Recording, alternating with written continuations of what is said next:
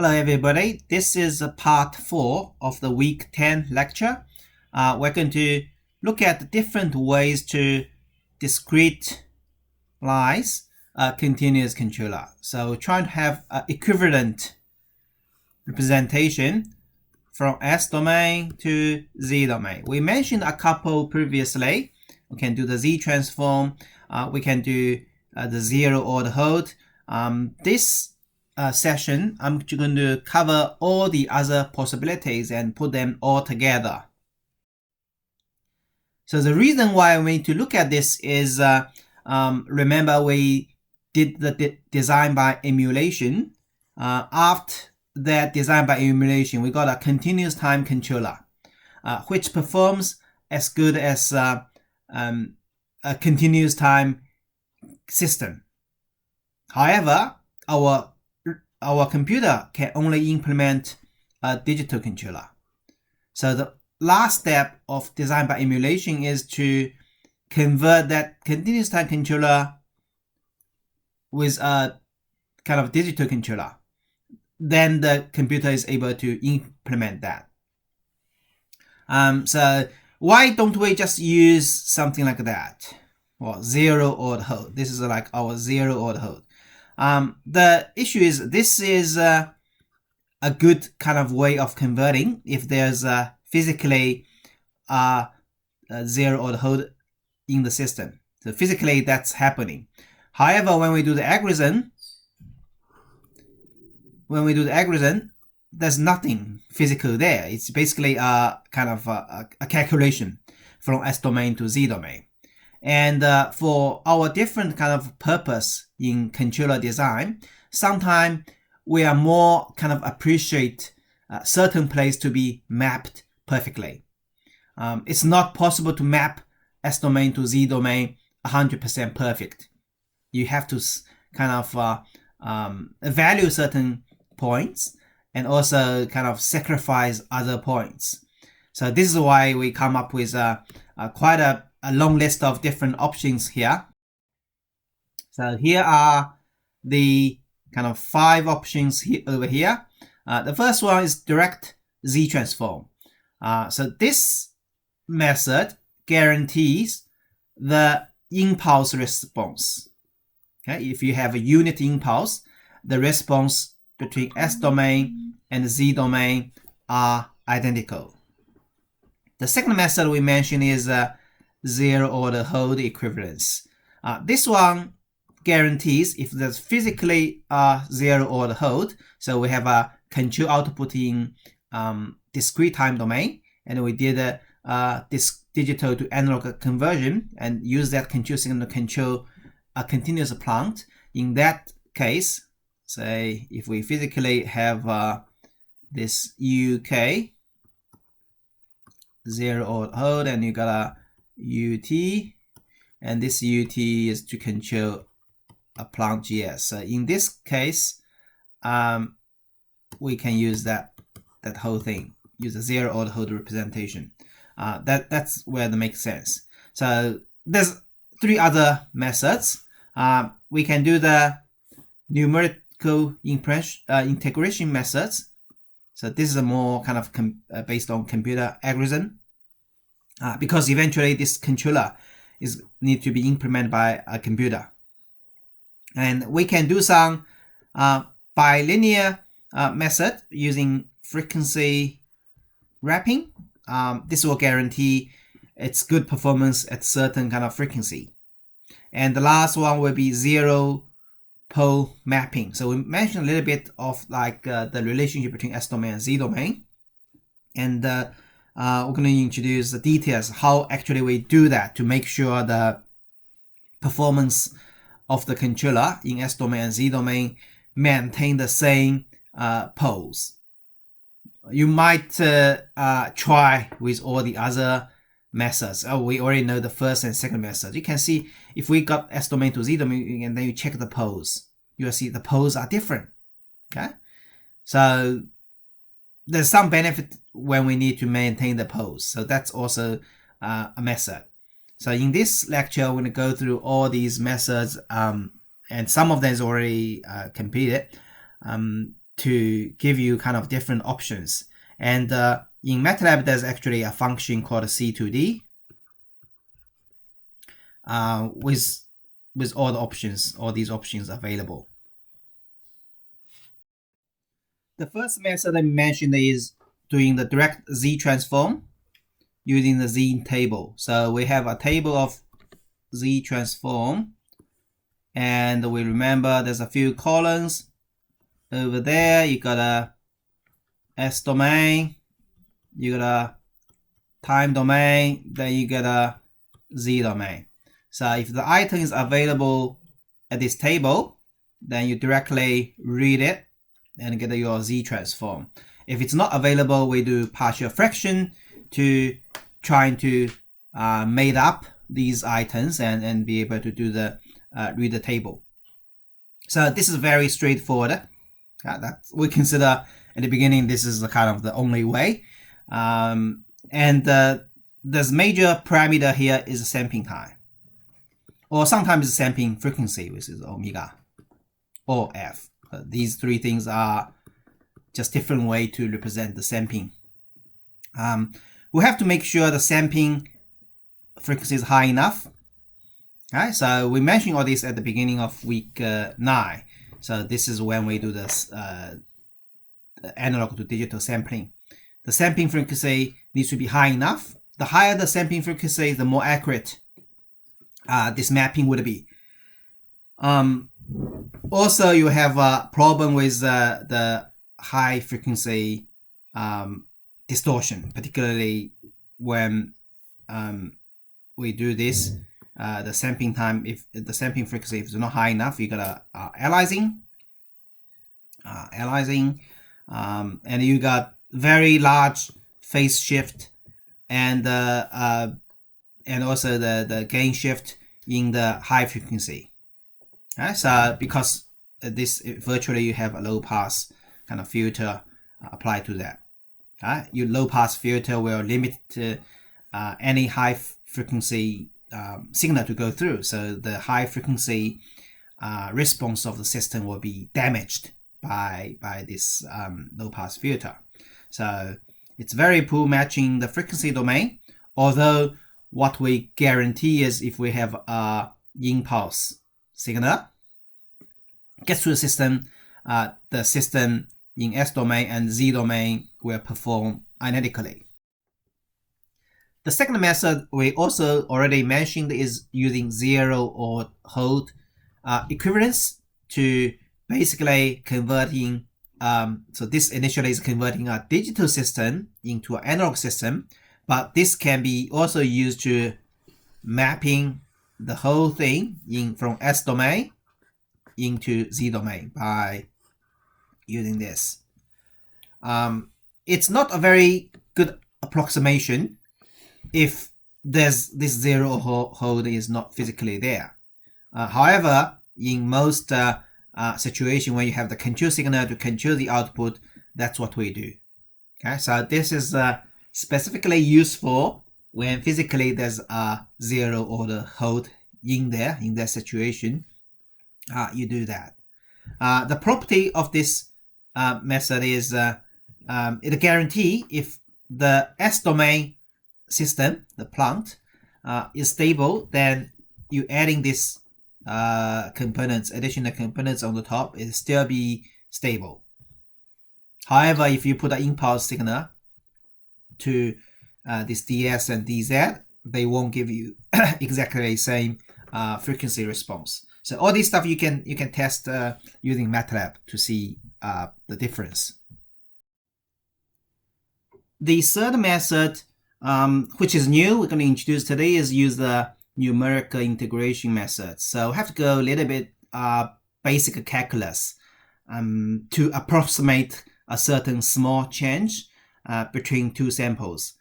We can look at, actually there's 3 different ways of approaching. You get a forward difference, backward difference, and also trapezoid. The next slide will have the photos to see that. But if we just do some mathematical iteration, by definition, S multiplied with xt is basically the dx over dt. because S is kind of taking the derivative. So basically this will become x dot, which is dx dt. And dx is in sampled data system. So this is a continuous domain, continuous time domain. And if we convert that to a sampled data system, it becomes the difference between the previous sample and the current sample divided by the sampling time. And then we do the z transform. So xk is basically just xk, and xk plus 1 is z multiplied with xk. So you got this conversion. So s actually in this case goes to z minus 1 over t. So this is we look at xt is equal to xk plus 1 minus xk. And the same thing, xt can be the difference between xk minus xk minus 1. So we just go like one step backwards. Depends on where you look at. And also this, we can combine these two together to get an average of those two. So this is basically you're taking those two and do a average. Okay, so you got like 3 different ways to represent this S. Okay, this S, first way is this. Second way, S becomes that. And third one, S becomes pretty much the average of those two. Okay, so we call it forward difference, backward difference, trapezoid, or Tuscan, or bilinear. So these 2 names also very commonly used. Representation. This figure over here actually explains the 3 different approximation. So forward difference, basically we're using this shaded rectangle to replace the actual area. So when we derive all the calculus integration kind of formulas, this is how we address it. The backward, we use actually this rectangle to represent the shape under the curve. And if we take average of those two, you can get a trapezoid to represent that same area. So S, you got 3 different ways of approximation. If we still remember our calculus, we got the Taylor series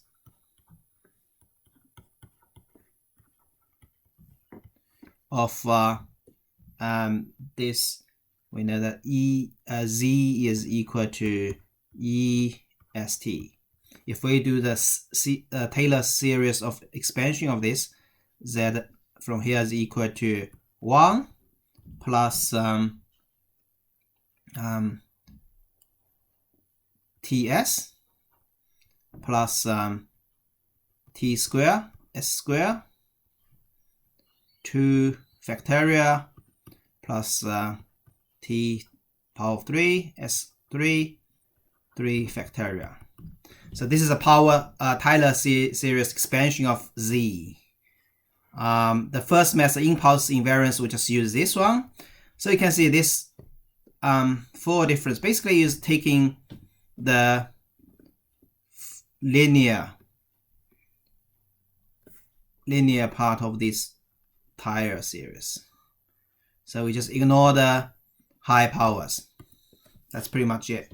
And the other 2 is basically if you're doing the backwards approximation and also trapezoid, it's just different way of approximating. The last one obviously is most accurate. You can see this one is most accurate in 3 cases. And you can see the difference here mainly coming from if you have like larger sampling period. If the T here is longer, then you have longer or larger arrows. When the T is really short, the sampling time is very, very short, then the arrow kind of compared to the different methods, they are all very small. Okay, so this is again very sensitive to the sampling time chosen. If we look from S domain to Z domain point of view, the comparison between these three different methods, forward difference, because you got this representation. So S becomes this. So you can draw the plot from S domain to Z domain. So this is, we only map the left half of the S domain. So all the shaded area represent left side of the S domain. So this is S domain, omega. Sorry, this is omega. This is,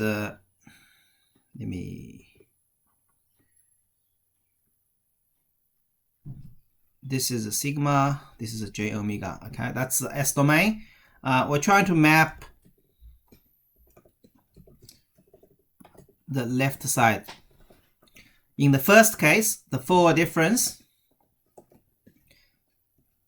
the left side goes cover like everything before, or this rectangle shape. So from -1 or a little bit over the whole area, like before 1. So in that case, you can see all the left side of the plane is stable in S domain. However, in here, some of these locations become unstable, like because the stability here is inside this unit circle in Z domain. So some of the stable S domain get mapped into unstable Z domain. So doing this conversion, you don't guarantee that you get a stable Z transform. Z cannot, like, sometimes unstable.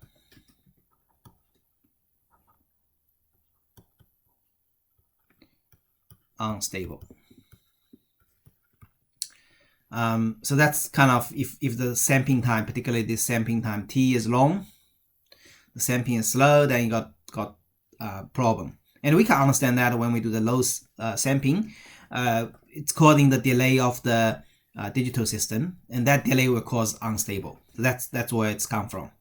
The second one is the backward difference. So again, we're mapping. I'll change a different color. We're mapping this left side of the plane. Actually, it goes in here. So that's 1, -1. So actually, it's all inside the unit circle. So anything from there becomes stable, and it's actually too stable. So you miss out all the other areas. So these ones actually coming from the unstable part. Okay, so it's kind of a more conservative mapping. Also, this caused some problem. It's not exactly representing the S domain and the Z domain. The third one,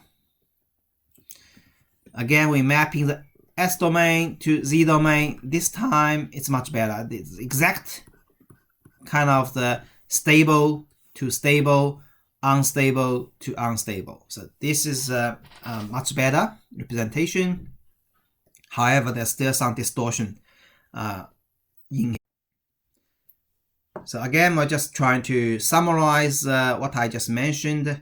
The problem of this forward difference technique is a stable DS will not always be stable DZ. So sometimes stable, sometimes not, depends on the T. When the T is large, then a lot of cases will become unstable. The second case, it's always stable. So preserve stability. As long as DS is stable, DZ is always stable. However, it does not preserve the impulse and frequency response. Now, the first one is also does not preserve the impulse and frequency response. We'll see that example a little bit later in the next few slides. The third one is trapezoid or Tuston method. This one actually kind of preserve the stable region. So the stable region between S domain and Z domain, they are the same. They preserved. However, there's distortion in the frequencies. That's why we come up with the fourth method. So this is kind of a little bit tweak on the bipolar method. So it's called bilinear with pre-wrapping. So the difference is this wrapping. Okay, so basically start from the trapezoid rule, and this is a bilinear or trapezoid rule. What we did is we multiply with a gain. So this one don't have any S or Z in there.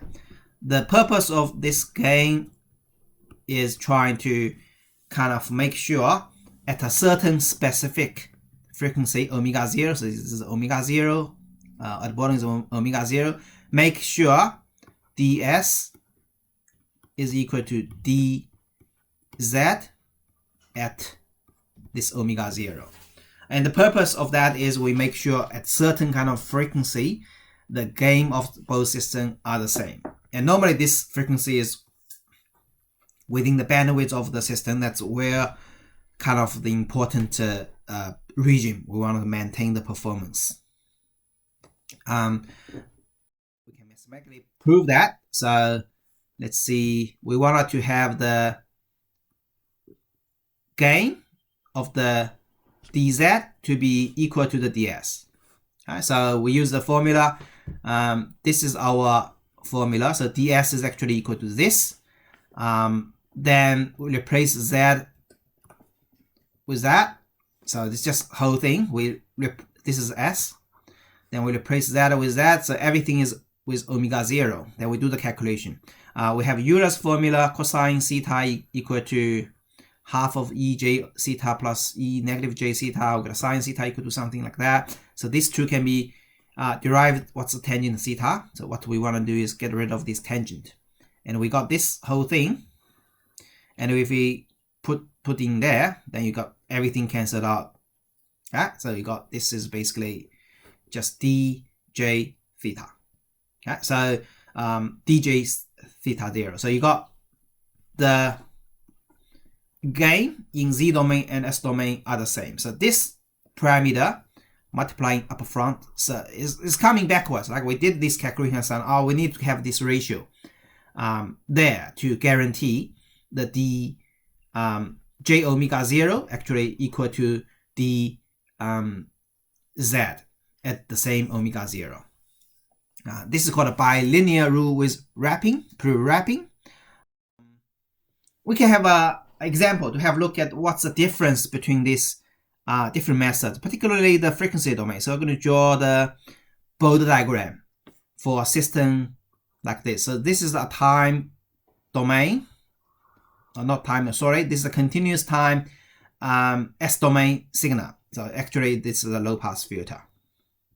And we're going to use different approach method, say forward, backward, and the Tuston, and also the wrapping, pre-wrapping. So 4 different methods to test it at 2 different ways. One is the sampling rate is 10. Our frequency of interest is 1. So sampling rate is 10 or 1. We're going to compare these 2 cases. So 1, the sampling rate is much higher. The second one, the sampling rate is quite low, and we will see the distortion between all these different methods. So the first one is we got our sampling rate is around like 20 times of the system bandwidth. So here, the drawing is a little bit different. So this is the magnitude or the gain plot. The horizontal axis is the ratio of omega over omega p. This is our like a critical frequency. Well, interesting. This is omega p. This is the sampling rate, sampling frequency. So you can see they are all very close, right? You can't even tell the difference. The solid line in between, it's hard to actually see them.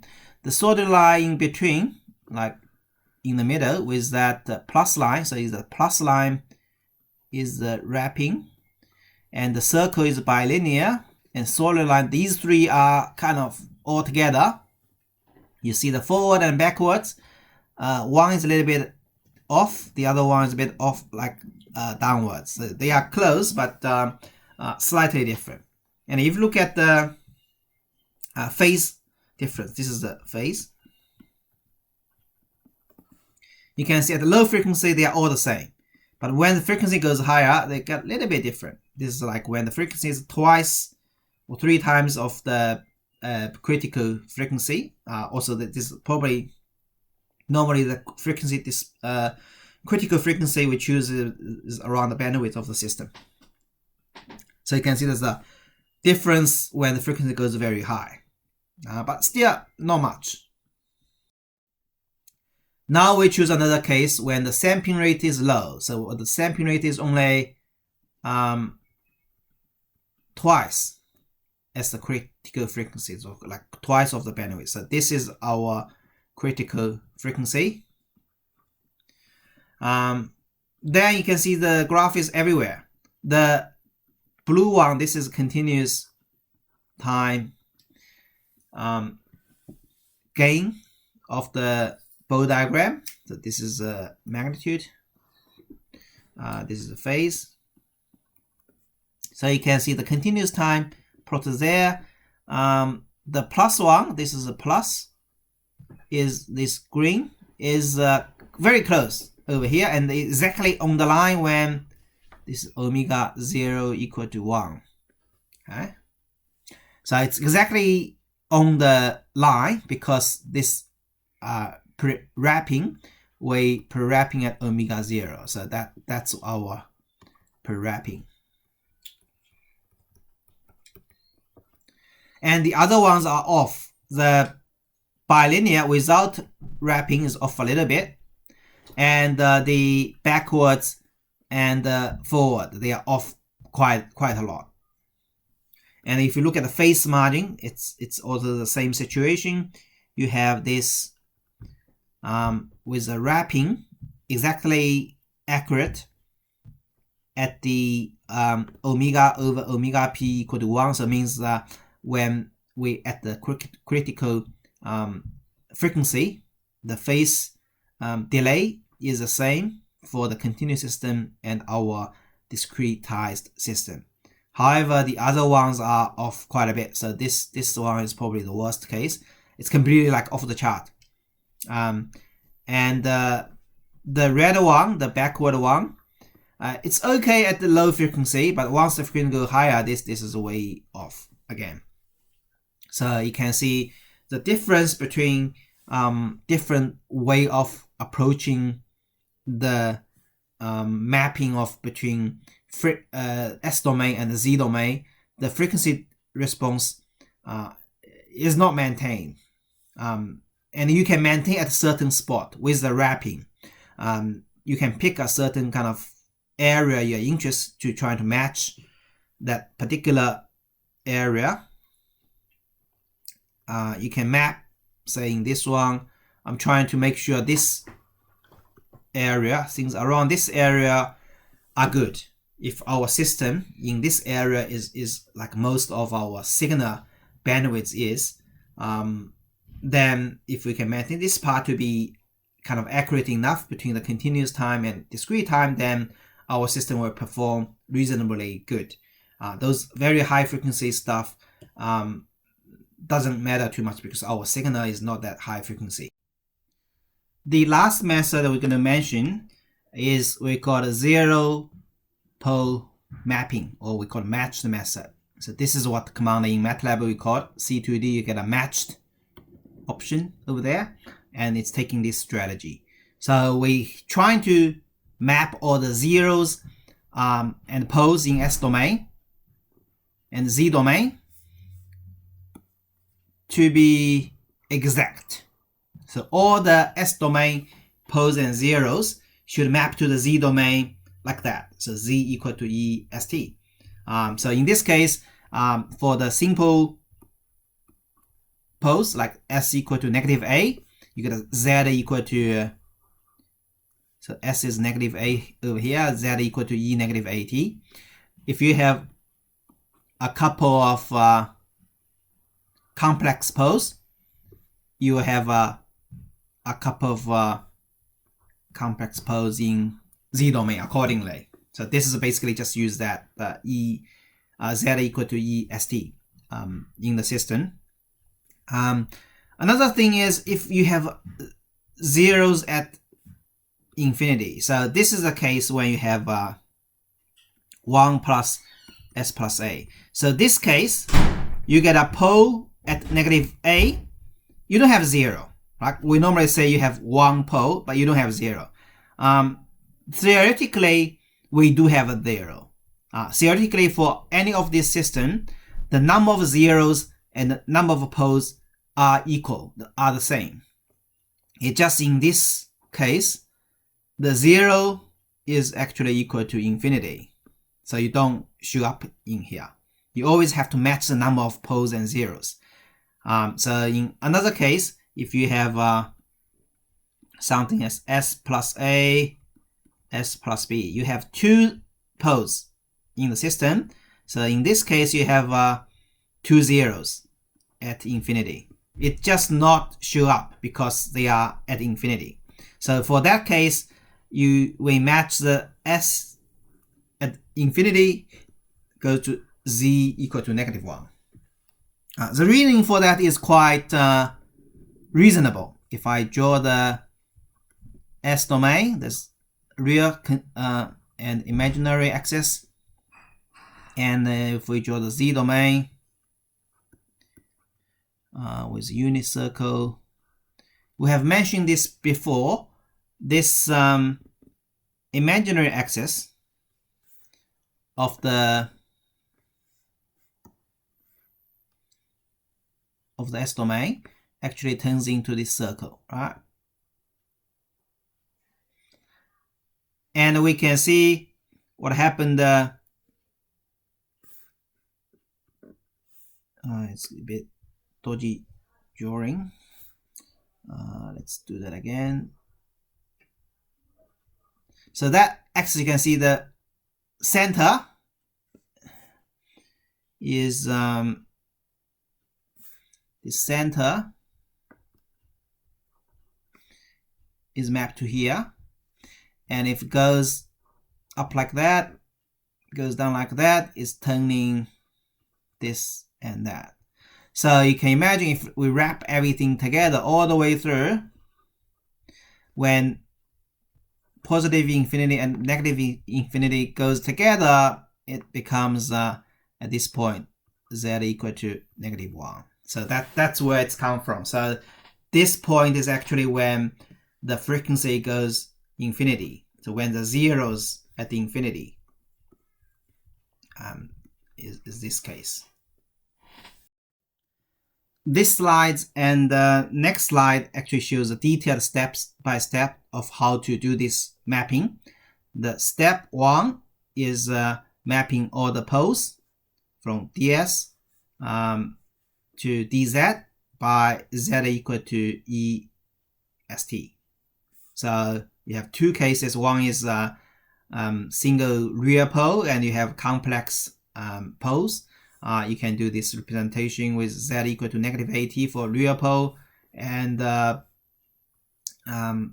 for the complex pole, it's r, e, j, theta when the s equal to a plus bj. For the zeros, if the zeros are finite, so it means like if you have zeros like that, say s plus a, s plus b, then on the top you got s plus c. For this 0, s equal to -c, you just do that same thing as the poles. The problematic part is this part, when you have lower order on the top compared to bottom. So this top is only first order, the bottom is second order. So you have to kind of match the number of poles and 0. So this we have a pole 0 actually at infinity. So when you have s equal to infinity, you have to map that equal to z equal to -1 for the reason we mentioned before. And if you have multiple kind of poles at infinity, sometimes you only have one of them at z equal to -1, and the other ones you make that z at somewhere else. So that's explaining this step. You only make one of this s equal to infinity, you get z equal to -1, and the other ones you map to z equal to infinity. Basically, you don't do anything because it's infinity. You don't write down. You can't write it down. The last step is to match the gain. The gain in S domain and Z domain needs to be the same. It's not possible to be the same everywhere in the frequency, but it needs to be the same at certain frequency. So generally, we make them the same when frequency is 0. So like the DC gain, we call it DC gain, or when the S equal to 0. So it's low frequency gain or DC gain. Sometimes then there's a few situations here. So normally the gain is not 0, you just match with them. Okay, you match the Z gain with S gain. So for S gain is when it's DC gain, you take S equal to 0 because S equal to J omega, so DC gain means omega equal to 0. And this is mapping to Z equal to E J ES. Sorry, I can't write down there. EST. Because S equal to 0, so it means Z equal to 1. So Z equal to 1. So it means for the DZ, we use Z equal to 1.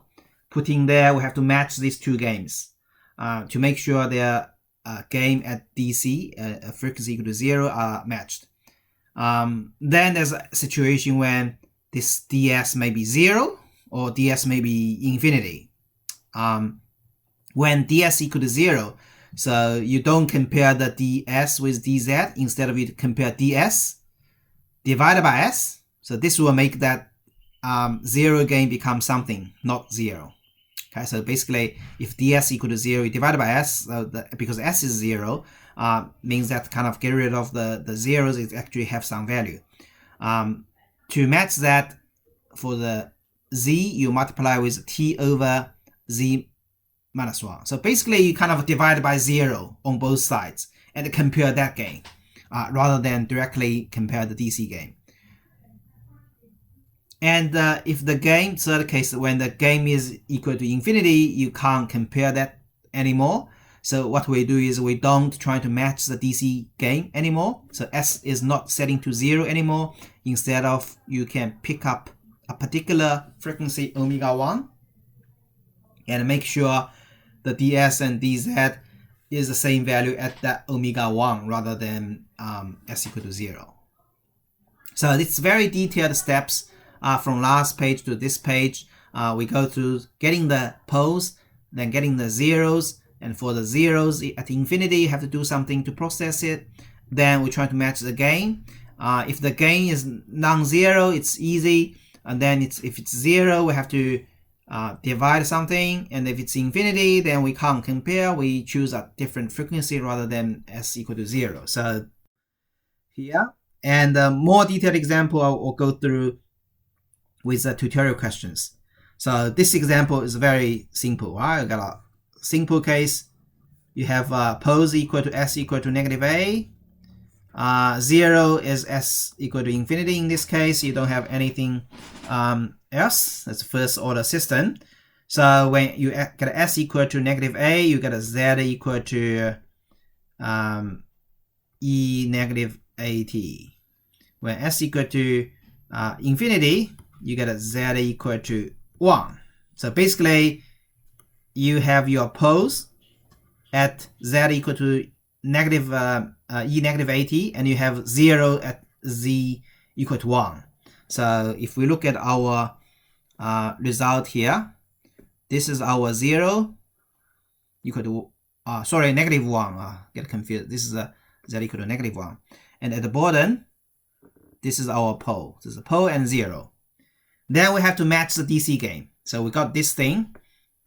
dz equal to z plus 1, z minus e negative at. And we try to match the gain with the ds. So this is, say I put a k, multiply with this equal to that. When we have s equal to 0, means this d0 is equal to, put 0 in there, is 1. So that means when we do z equal to 1, should be 1. So put this z equal to 1 in there, you get a k, multiply with 1 plus 1 is 2, z equal to 1, so you get a 1 minus e negative at. This should be equal to 1. Actually, you got k, solve out k equal to 2, 1 negative e negative at. Then you put this k back there. You got this. Alright, so 1 minus e negative at divided by 2, that's the k. We can do a few examples in your tutorial questions, then you can get familiar with that. But in fact, this can be done with MATLAB. Now we compare the zero pole mapping with other mapping methods. So firstly is the impulse invariant method. So that's kind of the very first method. We do the z transform directly. That method, we maintain the impulse response. So impulse response is maintained, which means the poles are matched from S domain to Z domain, but the zeros are not matched. So what we did with zero pole mapping is we matched both the poles and zeros, but in that case the impulse response is not maintained. Also for the zero pole mapping, the manual method, we have to factorize all the numerator and denominator because we have to find where the poles and zeros are. When it's in high order, we have to do this factorization manually. And when you have a frequency less than or greater than half of the sampling frequency, you get high frequency stuff. It will be aliased. So as usual, if your sampling frequency is not high enough, the high frequency part will be aliased due to this sampling phenomenon. So compared to this mapped method with the forward, backward, and trapezoid method, so like I mentioned before, we actually discussed this. The mapper method is basically z equal to est, and with the Taylor series expansion, you got something like that. And the forward method basically only take the constant and linear component, and the backward method is basically using the sum of this series. It's calculated the sum. And trapezoid, basically you got kind of halfway through these two. So from here you can see the zero pole mapping is actually more accurate, including all the kind of details from the whole Taylor series. What we mentioned in this session is basically the function in MATLAB called C2D. We learned how to do those things manually, the zero or hold, impulse, Tuston with pre-wrapping, and also match method. So we can do this all manually, and we can do all these using the MATLAB as well. And although kind of doing MATLAB is simpler, you still have to understand the difference and the advantage of each one of this method and be able to do it manually.